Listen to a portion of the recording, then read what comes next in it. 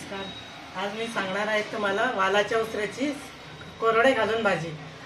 खानदेशामध्ये त्याला कोरडे म्हणतात, इकडे सांडगे म्हणतात। आता वाला आपल्याला त्यासाठी साहित्य सांगते मी अगोदर।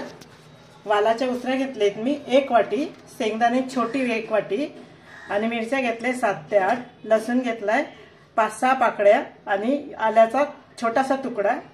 हे काळा मसाला म्हणजे गरम मसाला, हळद आणि धने जिरे पावडर, मीठ, तेल आणि हे आपले सांडगे।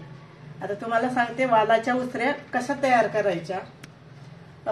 साधारण जानेवारी आणि फेब्रुवारी मध्ये वाल भरपूर मिळतात, तेव्हा कोवळ्या कोवळ्या वालाच्या शेंगा आणायच्या, त्या तोडायच्या, त्यातले दाणे जे असतात ते बाजूला काढायचे आणि कडक उन्हात वाळवायचे। थोडेसे काळपट पडतात, ते रंग हिरवा राहत नाही, ते वाळवून भरून ठेवायचे। अशा पद्धतीने त्या वालाच्या उसऱ्या तयार होतात। आता आपल्या ह्या उसऱ्याची भाजी सगळ्यांना आवडते। ते कशी करायची ते तुम्हाला सांगते। पहिल्यांदा आपण या उसऱ्या स्वच्छ पाण्याने धुवून घ्यायच्या आणि कुकरमध्ये 1 शिट्टी लावायची। नंतर शेंगदाणे मिरच्या भाजायच्या छान खरपूस, त्याची चटणी करायची आपल्याला। शेंगदाणे, मिरची, लसूण आणि आलं एवढं घालून आपण चटणी करणार आहोत। आपली चटणी छान वाटून घेतलेली आहे, एकदम बारीक पेस्ट करायची चटणीची। यात मिरची, शेंगदाणे, लसूण आणि आलं, मिरची शेंगदाणे भाजून घेतलेले आहेत आणि हे वाल 1 शिट्टी काढून घेतलेली आहे, कारण ते सुकलेले असतात तर कडक झालेले असतात, मऊ व्हायला पाहिजे म्हणून 1 शिट्टी कुकर मधून काढलेली आहे। आता आपले सांडगे आहेत, ते मोठे मोठे सांडगे असतात गावाकडे आमच्या खानदेशात, ते मोडून घ्यायचे। हे मी 10 ते 12 सांडगे घेतलेले आहे आणि ही भाजी आम्ही 2 लोकांसाठी करणार आहे। असे तुकडे करून घ्यायचे त्याचे। तेल तापायला ठेवलेले आहेत मी। आता तेल चांगलं छान तापलेलं आहे आपलं, त्यात सांडगे टाकायचे, चांगले परतून घ्यायचे।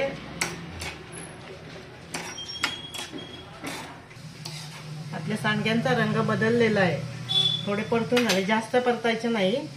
त्यात टाकणार आहोत गरम मसाला, हळद, धने जिरे पावडर,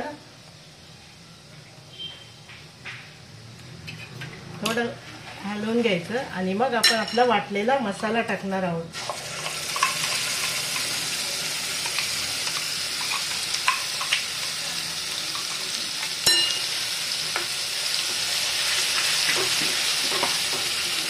हा मसाला छान परतून घ्यायचा, तेल सुटेपर्यंत परतायचा मसाला। मसाला आपला परतत आलेला आहे। मसाला परतत असताना सारखा हलवत राहायचा, खाली करपायला नको म्हणून, कारण शेंगदाण्याची चटणी असते त्यामुळे ती खाली लागते। आता आपला मसाला परतून झालाय, आपण आता हे शिजवलेले वालाच्या उसऱ्या टाकणार आहोत।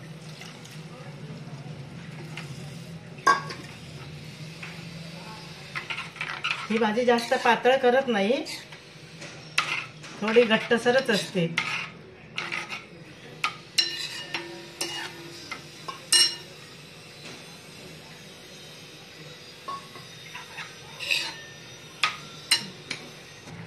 आता आपल्या भाजीला छान उकळी आलेली आहे, शेवटी मीठ टाकायचं आहे। आता ही भाजी शिजण्यासाठी जास्तीत जास्त 5 ते 7 मिनिट लागतात।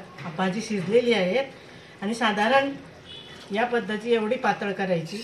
ही भाजी 2 माणसांची आहे आणि ही भाजी करताना त्यात तुम्ही बोरं सुद्धा टाकू शकतात, वाळवलेले। माझ्याकडे बोरं नाही आहे त्यामुळे मी बोरं टाकलेले नाही आहे। आपली भाजी तयार झालेली आहे। बोरं टाकल्यानंतर भाजी खूप छान लागते। ही भाजी पोळी, भाजी, भाकरी, भात कशाबरोबरही छान लागते। तुम्ही करून बघा, खानदेशात सगळ्यांना ही भाजी आवडते, फेवरेट भाजी आहे सगळ्यांची। तुम्ही करा आणि मग मला सांगा।